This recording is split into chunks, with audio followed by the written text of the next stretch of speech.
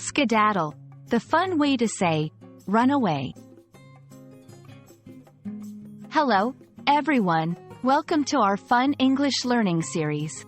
Today, we've got a quirky and interesting word that's not only fun to say but also captures a great part of the English language's playful side, skedaddle.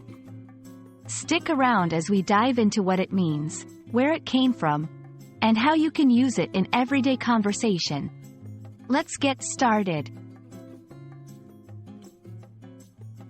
Skedaddle is a playful and informal word that means to leave quickly or to run away suddenly.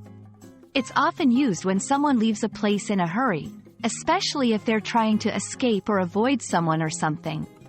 Imagine you're at a party and suddenly remember you have an exam the next day.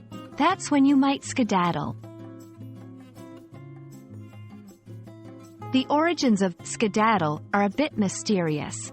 It popped up in American English during the 19th century, and some people think it might have come from a Scandinavian word, while others suggest it was influenced by Greek.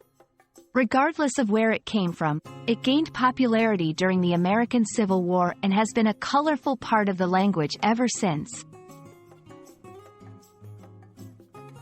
Now that you know what it means, let's put skedaddle into action. It's important to note that because skedaddle is informal, it's best used in casual conversation or writing. Here are a few examples. When the cops showed up at the party, everyone skedaddled. I have to skedaddle now, I'll miss the last bus home. The kids skedaddled out of the kitchen when they heard the word bath. If you're looking to vary your vocabulary, there are several synonyms for skedaddle that you can use. Some of these include scoot, I need to scoot or I'll be late. Scram, it's time to scram before the store closes. Bolt, he bolted from the room as soon as the meeting ended. Hightail, we hightailed it out of the haunted house. And there you have it, folks.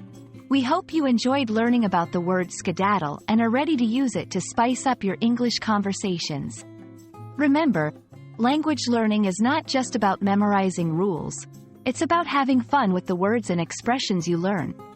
Thanks for watching, and don't skedaddle just yet. We've got lots more exciting English topics to cover.